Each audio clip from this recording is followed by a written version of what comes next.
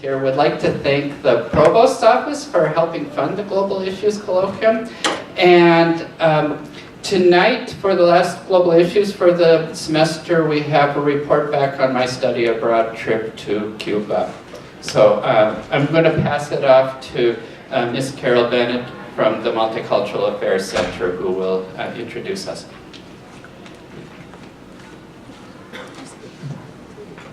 So, again, I'm Carol Bennett, Director of the Multicultural Affairs Center.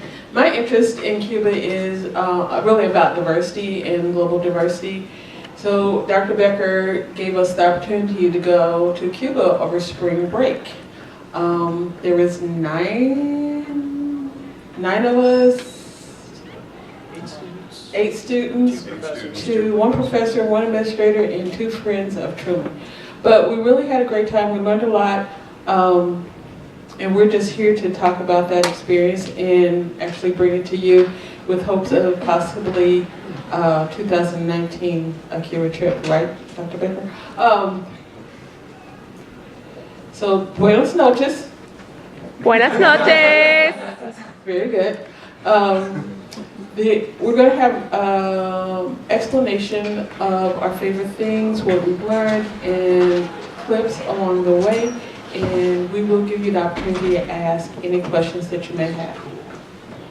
So what we want you to do is, when you think about Cuba, what do you think? Keep that in your mind. That's going to help you to ask questions or maybe refute some of the things that we say, okay?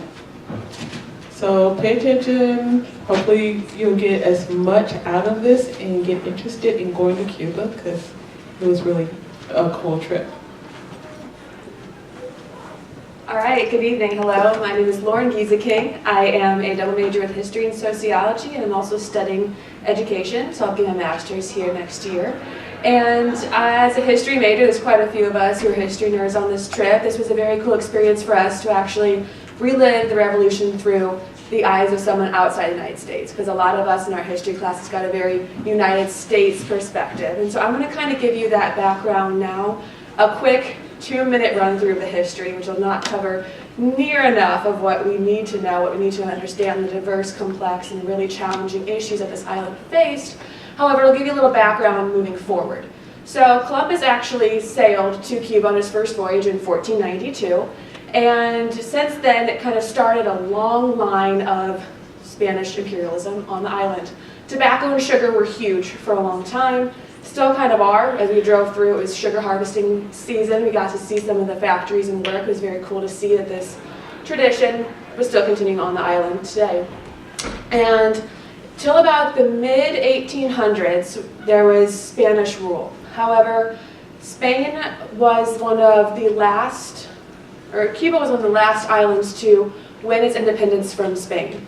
And that was in 1898, was when they lost their independence. What? Yeah, sorry. Okay.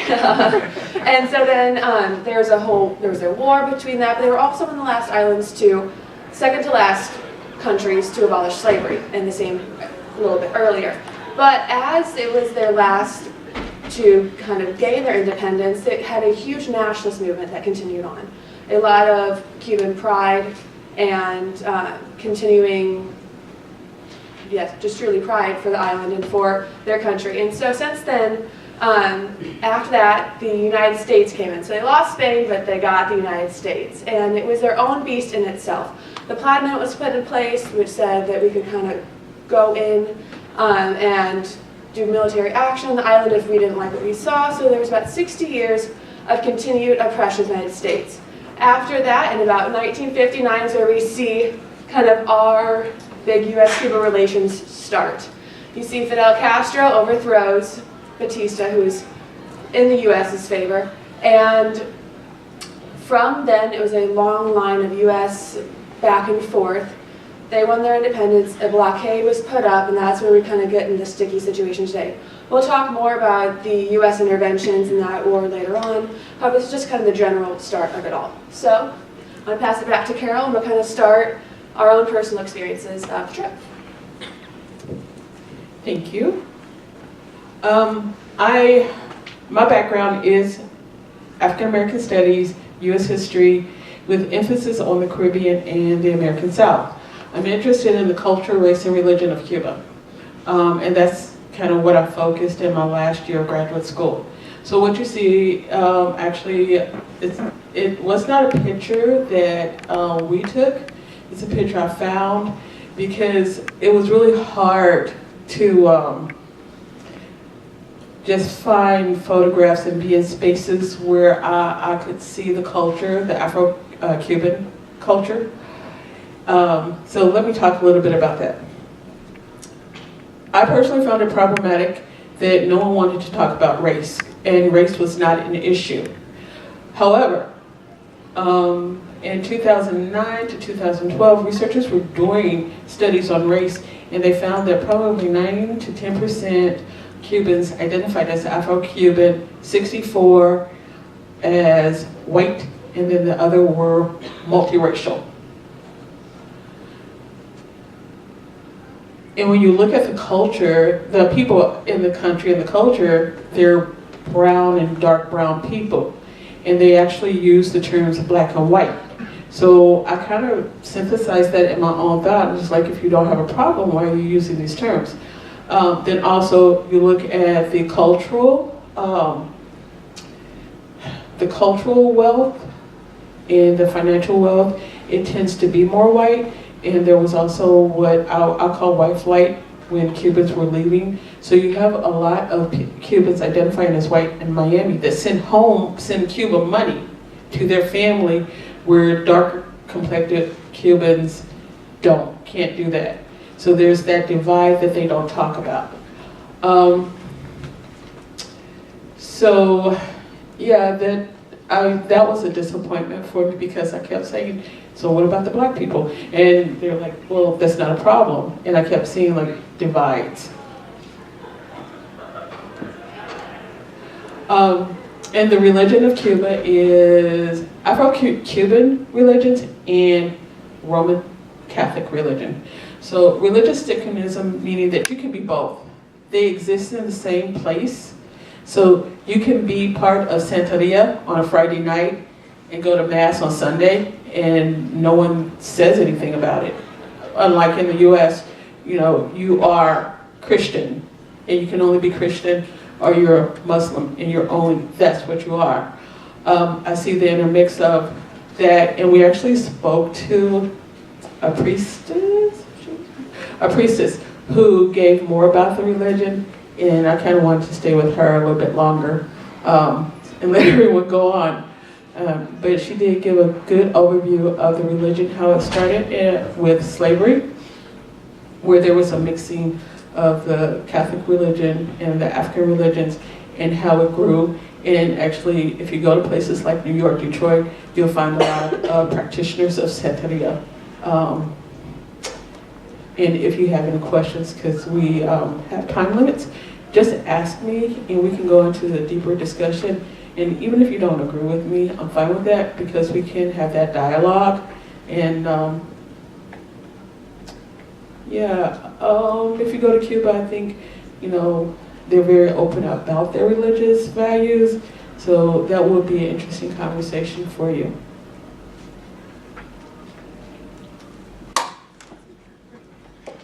Sorry about that. Hey guys.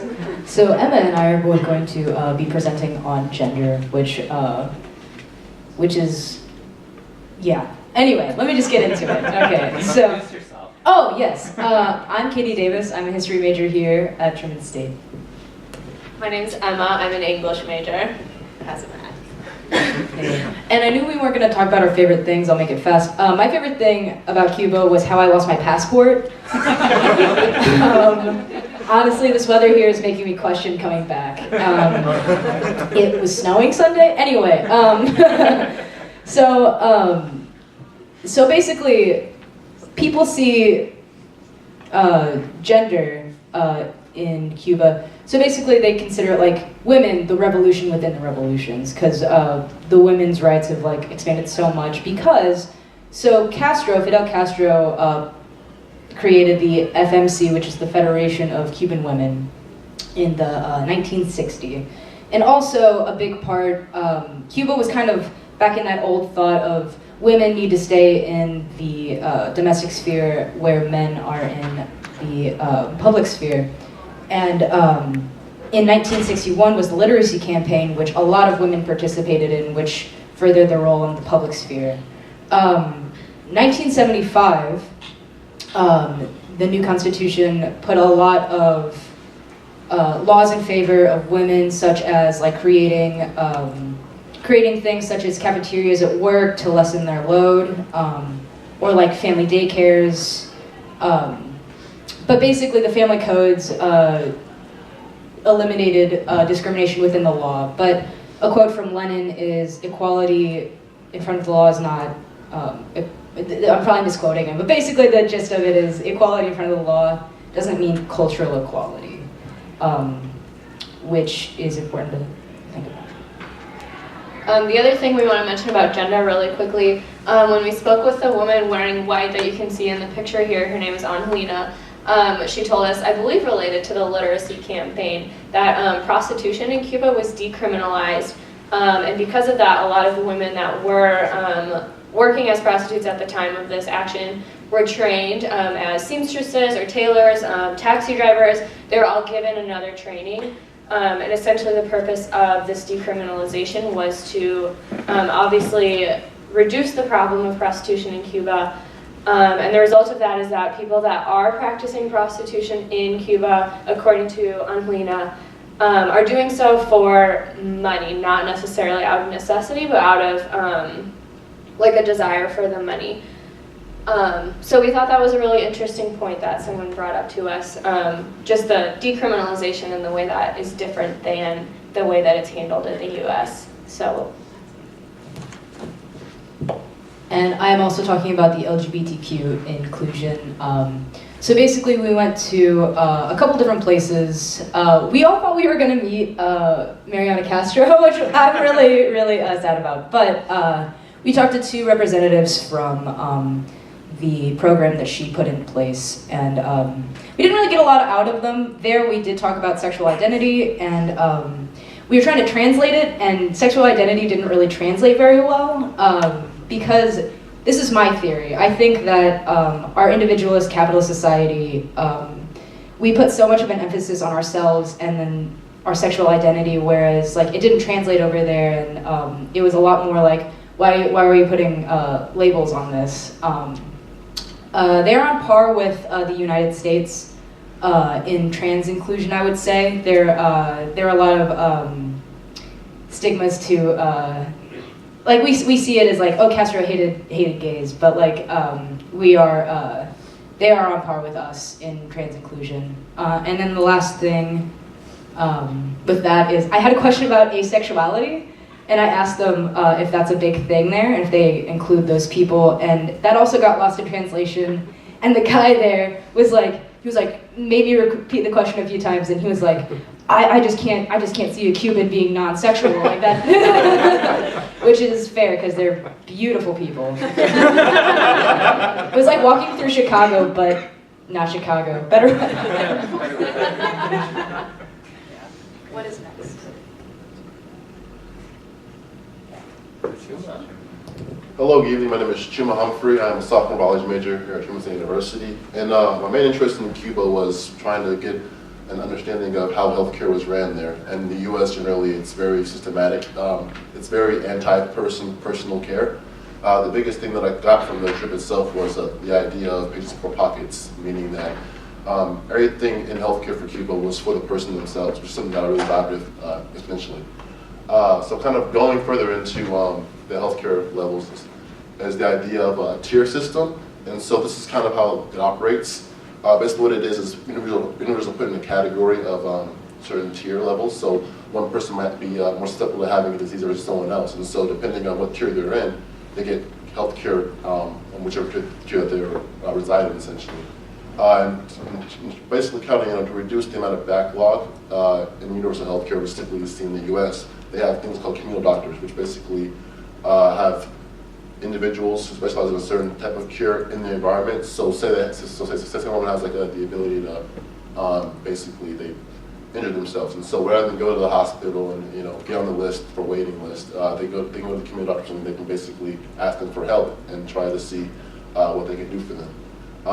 The idea of Cuban healthcare is more preventative healthcare versus reactive healthcare, meaning that they want to teach people how to take care of themselves. They want to emphasize the idea of lifestyle change versus going to a prescription or a pharmaceutical company right away, which is not seen in the U.S. Additionally, something that I kind of saw in the hospital that we traveled, which is kind of the picture up there, the hospital, was kind of the lack of resources, which is in part due to the embargo, unfortunately.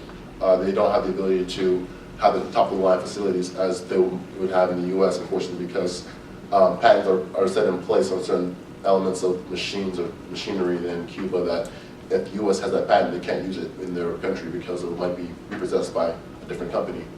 But overall, the experience that I had there was tremendous. Healthcare there was phenomenal. They have a great med school that I'm considering applying to whenever I get out of Truman, hopefully. And yeah, so overall it was a great. I will get out of Truman, don't worry. It was a great experience. I definitely recommend it.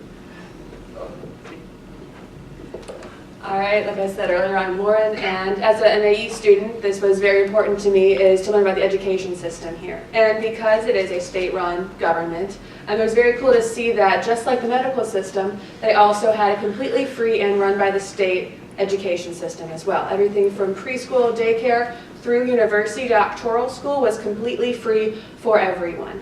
And so a lot of kind of misperception of these kinds of education systems is you're kind of said, okay, after you graduate high school, the state kind of tells you what direction to take. However, there is choice. And it was very cool. We met with some students who said, I really like the information sector. It's growing in Cuba, and I really want to go into this area of work. And so after that, however, they do work for the state for a couple of years, about 2 years afterwards. So that's kind of the trade-off. Before they can go off on their own, when upon graduation, it's they say, okay, well, you gave us this wonderful education, we're going to return the favor, we're going to work for you. And then after that time, then they're able to go out and work on their own. And so this really helps to control for the socioeconomic standing, because there is still divides kind of in every culture, and it made it available for all. And so on the next slide, we have a quote from one of our tour guides in Santa Clara. He said, I never met someone who, when trying to make something of themselves, was unable to due to lack of education, which really struck me as a teacher. A quality education for all. So it's not like we see here where there's big divides of schools with incredible resources and schools with very little resources. It was systematically placed throughout the island. And so these students who graduated from the high school level were then able to take different tracks. They were able to go to technical school if they desired. They were able to go to the university, and they were prepared and ready. And he even talked about that this education system was implemented into their jails. And he had a colleague, or not a colleague, but he knew someone who went to jail, who had just had about a mid-high school graduation or education level, and then came out a lawyer. And so for that system to be kind of in place was very eye-opening for a lot of us who have seen the impact of this education system that we have here in the United States, who have definitely helped us here at Truman, and we are very blessed for this wonderful education. But I understand there are kids who are not equally as able to get an education, who are able to advance their stage in life, where in Cuba, if there's a die, if there's a will, if there's a way, they have the tools, they have the resources available at their fingertips. So that was education. All right. Hello, my name is Adam Potts. I am a senior business major here at Truman. And this is like the tragedy lever part of the presentation, where things get a little bit darker. One of the most impactful parts of this trip for me was visiting the Museum of Denouncement, which is an institution that puts forth Cuba's official stance on American interventions in Cuba, which is, you've killed a bunch of us, you've really hurt our economy, and we can prove a lot of it. And as Americans, this is really challenging, because here we were standing in a museum dedicated to our government's actions, and ultimately our government is supposed to be beholden to us. So that was really challenging. If you look at the pictures, the top one, is one of the first things you see when you enter the museum, and it is a counter for the victims to American violence. It's 4 wooden blocks in the wall, and every time something happens, like an act of terrorism, that Cuba thinks it can trace back to like CIA training, they pull out the block and they put up the counter. And that made it really real. So I'm just going to go through some of the US interventions, and hopefully these are more irrefutable, because there's a lot of debate on all of these different interventions. The first one I want to talk about was the sugar bombings. This was before the Bay of Pigs invasion. Bombers stationed in America were flying over Cuba and firebombing sugar plantations. And if your economy is based on sugar, not having arable land because it was firebombed is a big problem. And we know it's happened because one of the bombers crashed with American airfield information and future bombing information. That was reported on by the New York Times at the time. The next intervention, and this is like the largest military intervention, is the Bay of Pigs invasion. And this is an issue because the United States trained Cuban exiles to land in Cuba with the purpose of toppling the Cuban government. And that's something that we can't ignore, and wasn't ignored at the time. And then Americans ignored it anyway. And next, there are, by some accounts, dozens or even upwards of 100 assassination attempts on Fidel Castro. In 1975, the US Congress released a report discussing 9 of those and saying that these definitely happened. In years since, CIA documents were released to the American public that showed there were a lot of attempts on Castro's life. By far, I think the most impactful intervention the US has made is the embargo, and in Cuba they call it the blockade, because it's so much more than an economic intervention. People die because they can't get aspirin, because the cheapest place to buy it is America. People die because they can't get American medications with American patents on it. Their economy is really in shambles, and they struggle to pull it together. We don't know what a Cuban economy would look like without the embargo, but we know what it looks like with the embargo. And making life miserable for Cuban people is kind of the avert goal of an economic policy like this. And the one other intervention that I really encourage you to look up more in your free time was Operation Peter Pan. I didn't learn about this until I got to Cuba. The Catholic Church and the CIA worked together in spreading disinformation about parental rights. We're accusing the Cuban government of revoking all parental rights. And people were shocked because they're like, I don't want my kids sent to Moscow. That's really scary. It wasn't true at all. And instead of owning up to that, the Catholic Church and CIA flew out 14,000 children. And parents gave up their kids voluntarily because they trusted the church. And those children were in block housing in the United States.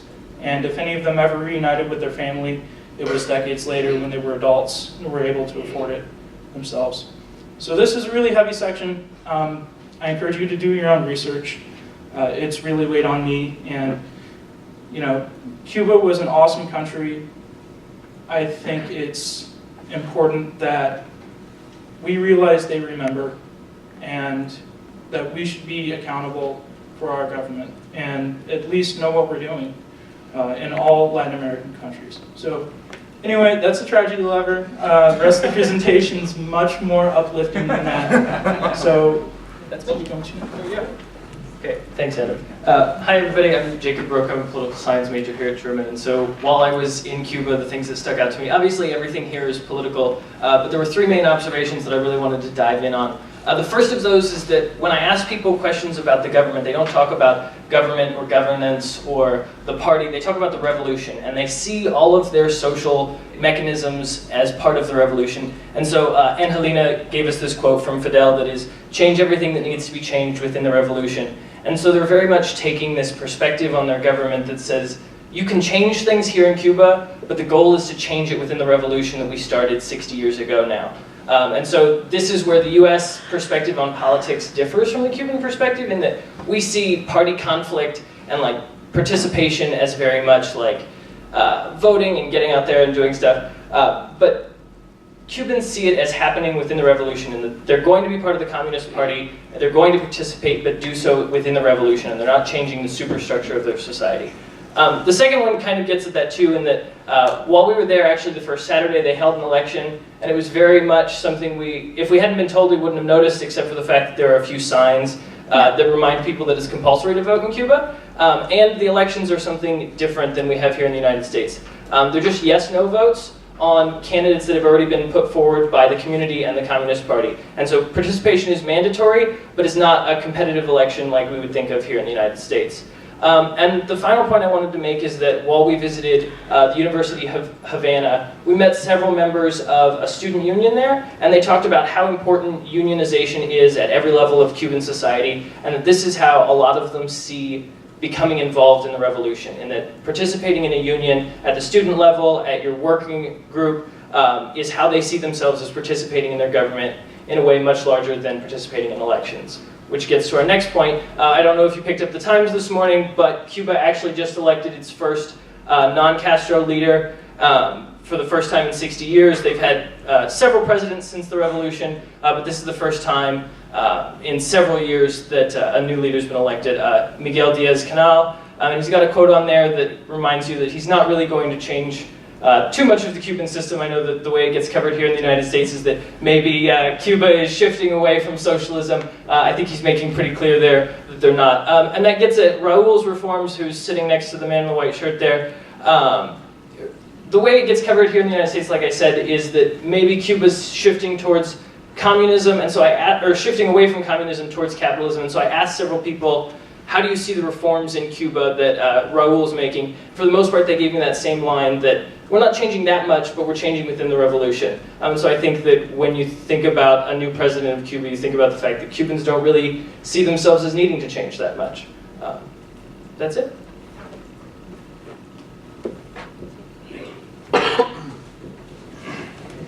Right, my name's Emma. As I said, I'm an English major, which actually meant that I knew very little about Cuba going into this trip, just because I don't have the history or political background that a lot of these students did. So a lot of the things that I had heard about Cuba ahead of time were things like they don't have that much internet, you're probably going to see some power outages while you're there, and the cars are from the 50s.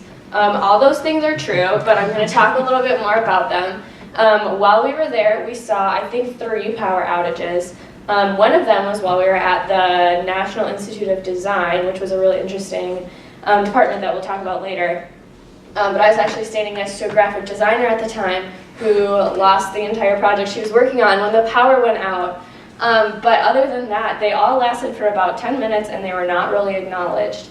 So that is just a reality of life in Cuba. A couple other things that we saw that were very apparent in stark contrast to the US. Again, the cars are really from the 50s. The taxi that we drove in at one point had 740,000 miles on it. A lot of the clothing looked like it was taken out of like a Kohl's catalog from like 10 years ago. It was just like slightly off. Because it's not in a country where you're going to go to the mall and get a new outfit for your big event this weekend. It's just not a priority is one of the big things that I came away thinking. And the other thing which we've touched on a little bit is medication. Because of the US embargo, access to medication comes through regular shipments that are very carefully portioned out. So as Chuma kind of discussed, everybody's on different levels, and the pharmacies will order medication in preset amounts. They'll have everything come, and then even though the pharmacies are 24 hours open and available, on the day the shipment comes, which we happen to see, there's a line outside of the pharmacy because people are waiting to pick up their next round of medication. And as mentioned before too, things like vaccines are more difficult to come by, and although the Cubans are developing their own vaccines, I think they're working on one for skin cancer is what we heard, which is amazing. They have limited access to those things, again, because of the embargo, which means that people have died because of the embargo, or the blockade, as the Cubans call it.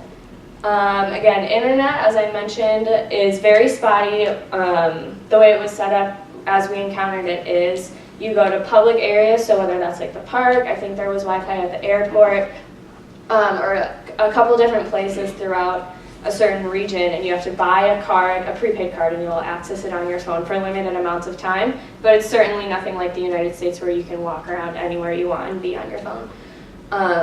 And that is because the infrastructure, cables aren't laid, the infrastructure doesn't exist because the resources are limited because of the embargo. And healthcare we've already discussed. The quote that I have pulled out here was from Alexis, who was one of the people running El Mahunhe, which is the center that we discussed having to do with LGBTQ rights in Cuba. But his perspective actually was that he doesn't think lifting the blockade would make that big of a shift in Cuban culture. And this is because of something that I noticed a lot personally, is that it's just a culture of perseverance. One of the taxi drivers we rode with just offhand told us this quote from Jose Marti, who's another famous figure in Cuba, just saying that, you know, our wine is a bitter wine, but it's our wine. So these Cuban people have lived for 50 years with very restricted access to material resources, but they are used to powering through, and they've constructed something amazing even without the resources that we're used to in the US. So those are just my series of observations about infrastructure and access to resources in Cuba. I don't know what to make of a lot of the things. We saw a lot of peeling paint, a lot of rough roads, but again, they've constructed something and they're working on it. The revolution is improving what's in front of you at every step. Oh, and here's just a couple examples if you want to take a look and see. So the top left is the Havana cityscape, and then bottom right is also in Havana. I think the other two might be in Santa Clara, or at least on the road somewhere. So just some examples of what it looks like.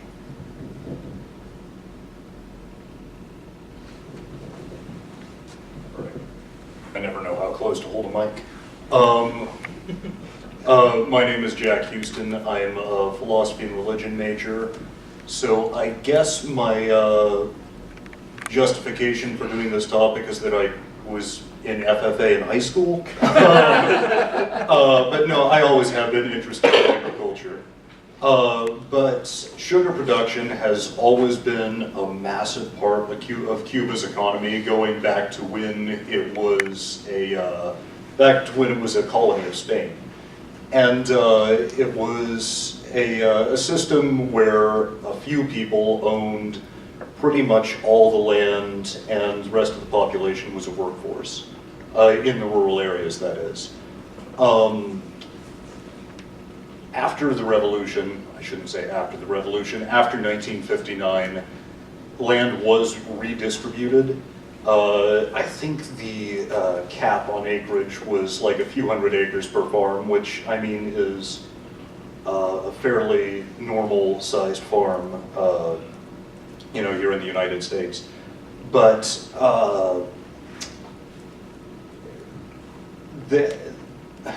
okay, I don't know how I want to put this, but it used to be a situation of these farms were like tens of thousands of acres in some cases, and almost entirely owned by not just the Cuban elite, but by Americans. So, I mean, the government took these away and gave them to the Cuban people.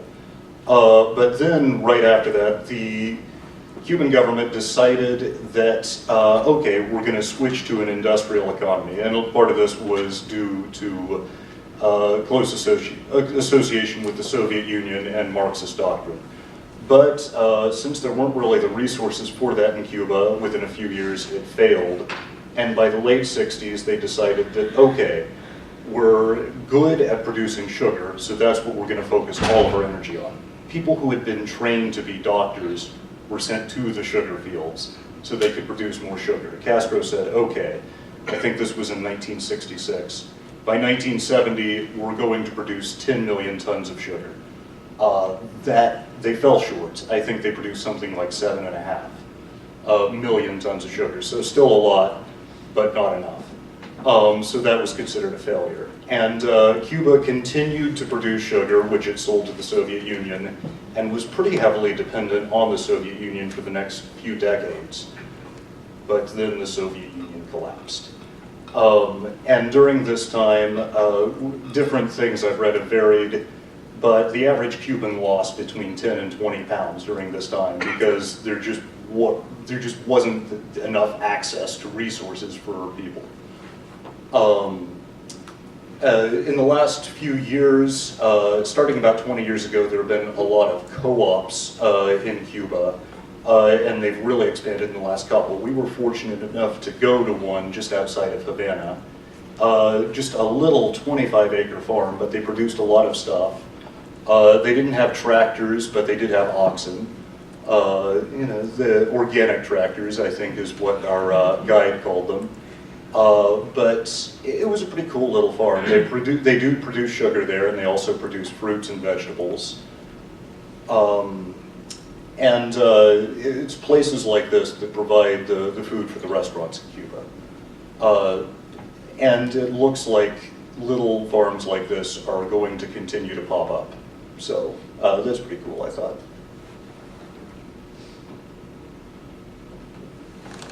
I'm actually really jealous of them. They got to go while Mark and I went to the, not the embassy, but the consulate, the Coliseum. And one quick thing about what Emma said earlier about vaccinations. I just wanted to mention that they have a political system where it's like every 5-6 blocks, and it's really easy to distribute these vaccinations. But that's just another thing in saying like production versus distribution. But anyway, about the environment. So the embargo on Cuba has a few unintentional effects on the environment. So while we were there, I don't know if you guys noticed all of the litter, and it was just like a lot of litter. Like I was excited to see a recycling bin when I got back. But basically, they don't have the technology for garbage trucks because of the United States embargo. And because of this, there's trash everywhere, and there was a really big problem with stray animals like dogs and cats, which I wasn't expecting. But another environmental effect was that since it's not as industrialized, there are coral reefs found in Cuba that aren't found anywhere else in the world, which I think is really cool. So there's a documentary called Accidental Eden, if you guys want to look that up. It's really cool. Hi, my name is Will Cheney. I'm an economics major, and I get to ask the big questions. The Cuban Revolution, it was not intentionally or initially explicitly like socialist. That happened a couple years later, but they did try to replace from the beginning the existing capitalist society with something better. This is the flag of the revolution. It's got the colors of liberation, red and black. The Cuban leaders were influenced by Marxian thought, Karl Marx. And so I'm going to use that as kind of like the guiding framework for determining, what is this like Cuban socialism that they say that they're building. So there's three different really conceptions of what capitalism is in Marxism. The first two y'all are probably pretty familiar with. First off, capitalism means private property, which is bad because then you get a small number of people who own all the offices and the factories, and the things, the machines that produce other goods and services, which is how you get extreme inequality. And then the opposite of that, the communist or the socialist thing would be to put all the property in the hands of the state. And then the state would represent the people because the state represents the people, and production would be more equitable. The second conception of capitalism is the market versus planning. So like a capitalist society has like a market, and this is like chaotic, and it does terrible things like extinct life through global warming, and it's pretty unpredictable. The opposite of that, the communist way, would be to plan what we produce and how we distribute things rationally. The third way, those first two, which I'm sure you all have heard of before, that was kind of what Cuba had in mind going into the revolution. But they've started to shift, from my observations, to the third one, which is this question of surplus. So one of Marx's key insights is that every human society that has been able to develop in any meaningful way, everybody in that society who produces goods and services makes more than they consume. So there's this extra, the surplus, profit that is created, and that's how we can feed babies and elderly, people and others who don't do work. So in capitalism, you have this problem of exploitation because there's a different group of people who is getting to spend the surplus from those who produce it. And the communist alternative would be to democratically decide how this surplus is spent. Click.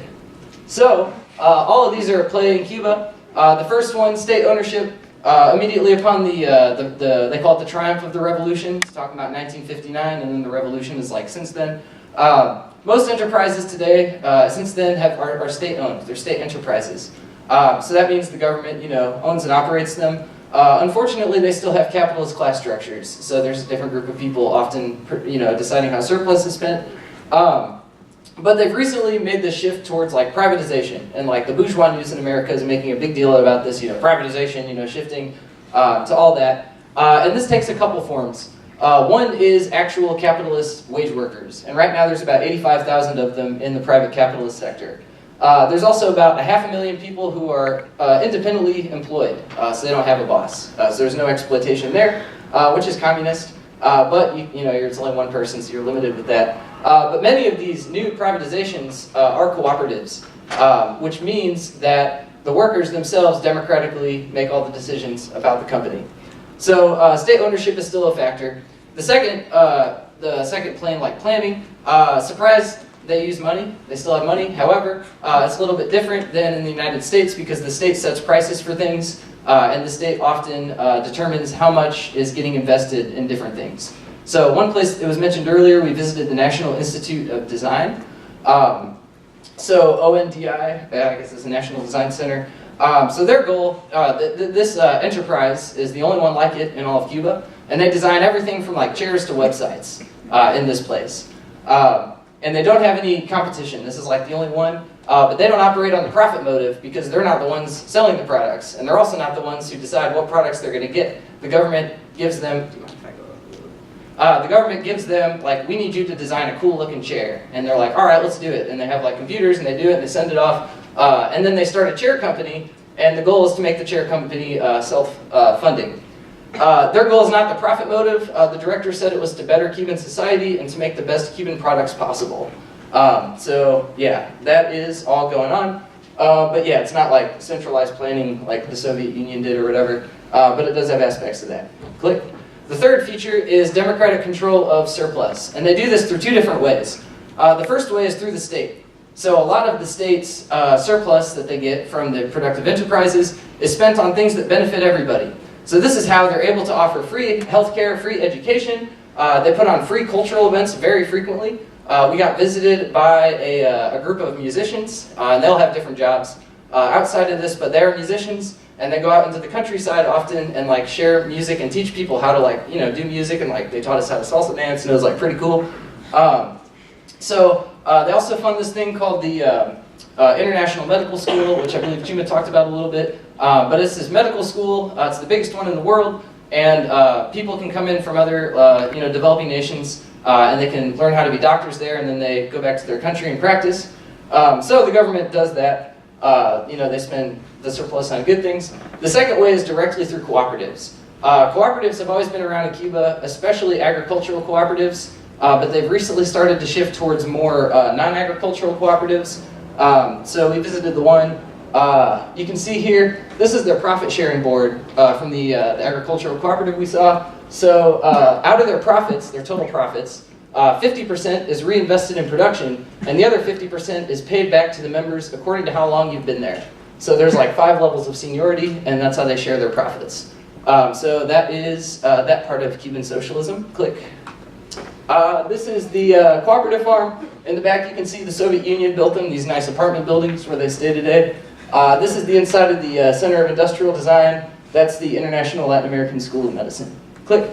So here's the results. The revolution, of course, as we said, it's ongoing. It's very inclusive economically, as well as providing many opportunities for people to excel at what they want to do. There's an emphasis on like knowledge, because like knowledge is really what they have. They don't have a lot of material things, and they don't really focus on having material wealth. It's a lot more egalitarian as far as like income and wealth goes. And they often put the community above the individual, and that manifests itself in many ways that are impossible to talk about. Other cool things I thought were neat, they have a shorter work day, like 6 to 7 hours instead of like Americans who like, you're supposed to be a workaholic. One thing that struck me, and this is my favorite part of the trip, there was no advertisements like on billboards or in general. It was just like very cleansing. There's some other stuff up there, no starvation. Suicide is not a major issue. They deal with mental health differently, which we can talk about. Less police presence. It was not a police state. A lot of the cops had like empty holsters. And I'm way over time, so I'm going to end it there. We'll do questions now. Thanks, everybody. So we do have some time for questions if anybody wants to pepper and pester these people with questions. Anton. Yeah, I'm curious, to what degree was there like criticism of Fidel Castro and Raul Castro? And in general also just maybe diversity of political thought, people maybe criticizing the revolution, sort of alternative points of view? None. There is love for Fidel Castro. The revolution was right, and it is going on. In all honesty, I think maybe the college students had a different perspective about the country and the culture. And this is not to say all of them want to leave, but they talked about getting their education and moving on. Because they have food, they have education, what are we fighting for? They just can't come to the US, but they can go to other countries. But I don't know if anyone else, but I didn't experience the... For me, it was really weird. It was like jumping from one propaganda pool into the next. Like, in the United States, it was all Cuba's bad, the embargo's right, we need to do this because, and then jumping into Cuba, it was like, long live the revolution, it's for real, like we are not, no matter what, we're not changing. And so for us, I think we had a hard time kind of like discussing that and digesting that. Because it was truly one of these things where it was like, from the fire into like the bigger unknown. And so it truly was eye-opening and enlightening for us, because even when we did ask, like, do you want to move away, do you want this? Like, we're trying to, from the American mindset, they almost were like, why are you asking that? They almost got offended, like, you capitalistic pig, like, stop. And we're just like, what? No, the thing is, like, we're trying to understand your perspective. And so a lot of people were receptive, some people got defensive. We saw truly the whole array of emotions about it, but I don't think very few of us have ever even met someone who was like, I disagree with the revolution, I disagree with what they stand for. So. And one other thing. I think Jacob was talking about this earlier. The inside the revolution and outside the revolution thing is really important, because it's almost seen as two different things. If you want change for Cuba and it's compatible with the political system, that's one thing. But changing the political system is another beast, and that's not allowed to be discussed very much by the state.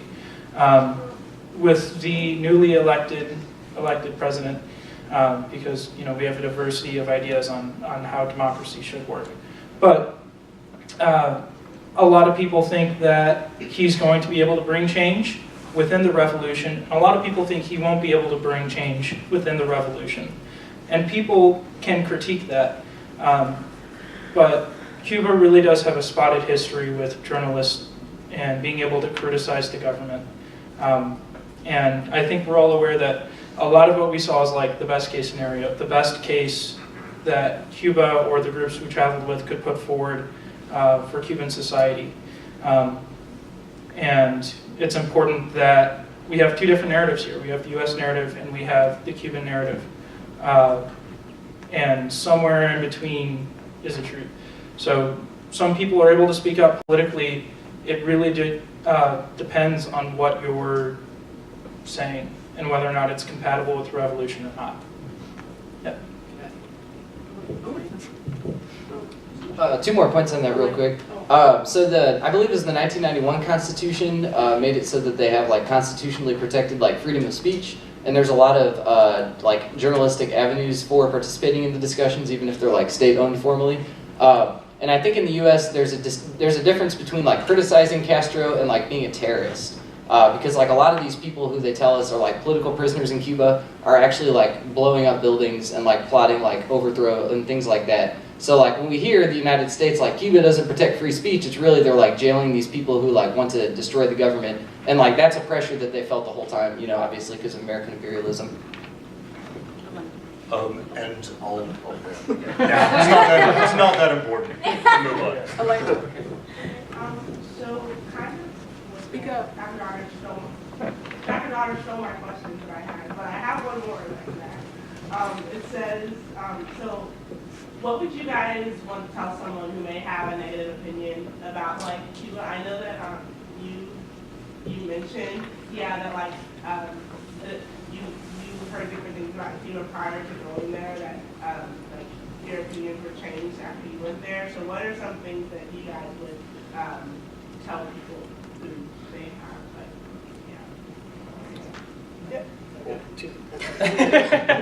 Oh god. Okay, well I would just say with that, I would say just be a critical thinker and don't be sheep. Like if you hear something, don't be like, oh yeah, they kill people in the street. That's like something my parents said to me. They're like, don't get killed in the street. And yeah, just like look into it, because obviously US propaganda, you know, you can't just be blind to facts. Yeah, I would agree with Katie's statement and all that, but also perspective is everything. I think going to Cuba with like a clean slate, not trying to have any preconceived ideas about what the government's ran like or who does what and what's done to who, is necessary for you to really get a correct view of other cultures and perspectives. I definitely agree with the idea that you should seek to learn in everything that you do. You know, go into your own research as well. I went in and know nothing about Cuba before, but now I know a lot of information. So I've been trying to check my facts and make sure I'm correct with what I know essentially. So, perspective. I think one of the myths that I've heard over the years is how poor Cuba is, in understanding poor is subjective. Poverty is subjective. So if you have food, housing, education, and healthcare, you're probably doing better than a lot of people, and they have that. So yeah, we've seen some things because of the infrastructure that wasn't so nice, but they have everything they need, and actually we're fighting for healthcare, we're fighting for better food, we're fighting in this country for a lot of things that their government is giving them. For education. For education. We're fighting for education? Yeah, I said we're fighting for education. Dr. Daughters? Sorry, Dr. Anderson, oh my goodness. I didn't know you. We look. I'll take that as a compliment. You weren't there long, but what can you tell me about the relationship between religiosity in Cuban and religious assembly and practice in the state? And if you have anything else you could tell me about the growth of Pentecostalism in Cuba. It's growing quite a lot of other places in Latin America, and I hear at least it's growing some in Cuba.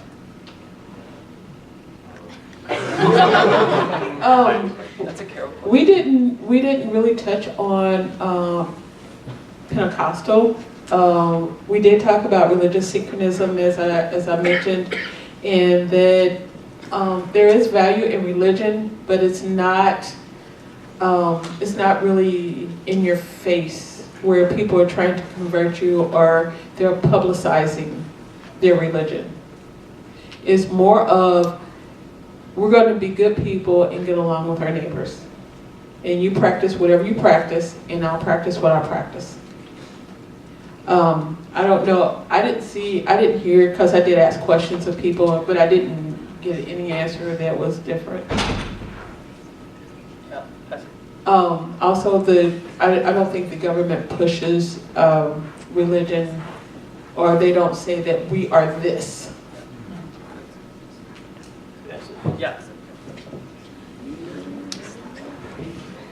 Just to add on to Carol's last point, the revolution was officially atheist, but then in 1992, the Constitution made Cuba lay, so it made that separation of church and state. I'll just throw in that the number we were given, I don't know if this is accurate, but about 80% apparently of Cubans are religious.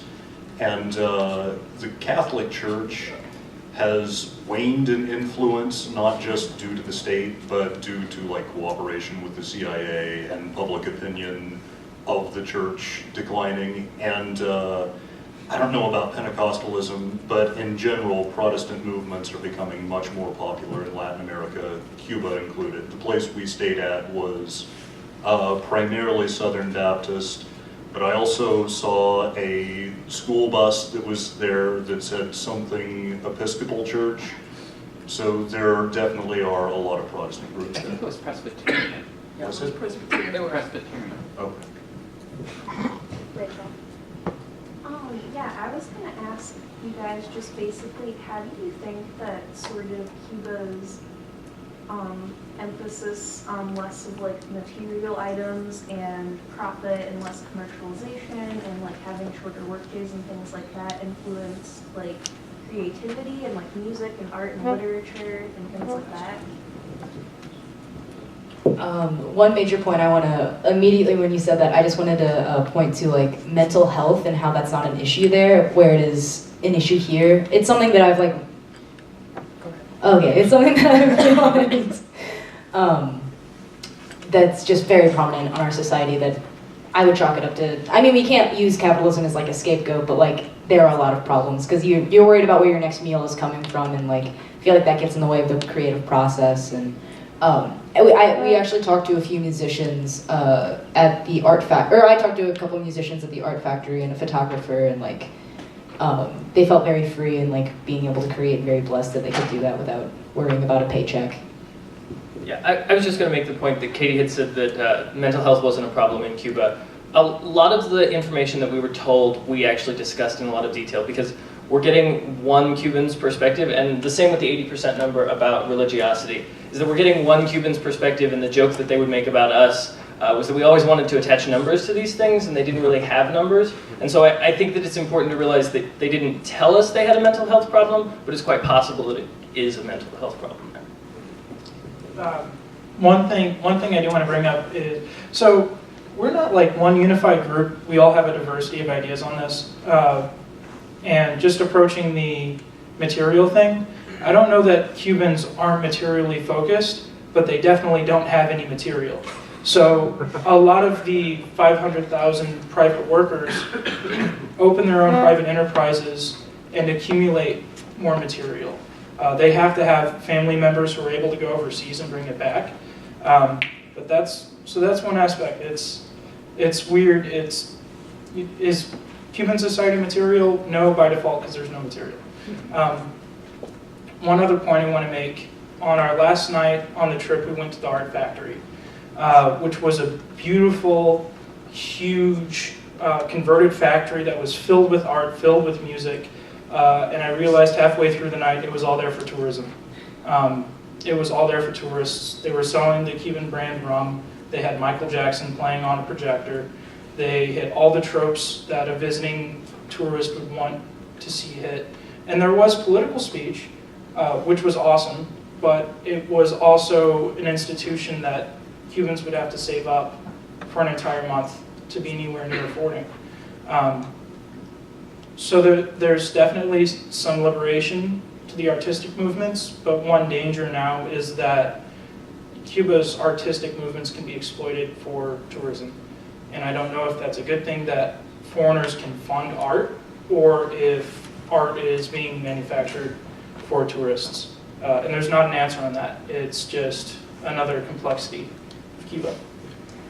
I actually got a differing opinion also. I think it was Emma and Jacob and I's taxi one night. We were asking, he was an artist himself, and he said, like, how are you able to, like, can you sustain yourself? Because here in the United States, we could have this, like, poor starving artist discussion, and we're like, oh my God, to be creative, you gotta starve, yada yada, that Katie was talking about. But there they said that actually there's this big push from the government in order to boost Cuban art, to boost Cuban music, and this cultural kind of, because they want the regime to be kind of the whole life, everything. So it's not just agriculture, it's not just economy. They said they want to be this cohesive Cuban, not cohesive, but like they want it to be accessible to all. They want to be able to boost kind of every aspect of life. And so they're actually funding projects. The musicians, they were funded kind of by the state that came to us. And so it was very unique to be able to see these people who want to be artists, to be musicians, to be able to do so, to carry that out, and to not see it undervalued. Because even though their economy might not that might not be like the key thing they want to focus on at the time. If there's a lack of medicine or something like that, they're still saying this is important to our cultural identity, it's important to us, and they value that extremely as well. I've seen your hand up for a while. Yeah, go ahead. Oh, is there any pressure on the U.S. at all to lift the embargo, or could that happen I'm kind of researching embargoes right now for a project for his class. And the terrible thing about embargoes is that everyone who's ever used it knows that they don't achieve the end goal of toppling regimes. It just makes life terrible for people. The tough thing about the Cuban embargo is legislation in the 90s, I think under the Clinton administration, really ramped up the intensity of the embargo, where medication and food were no longer allowed to be traded, and ships were not allowed to come to or from Cuba ports, to or from America, within 90 days, effectively shutting down any Caribbean trade with Cuba. So that's a thing.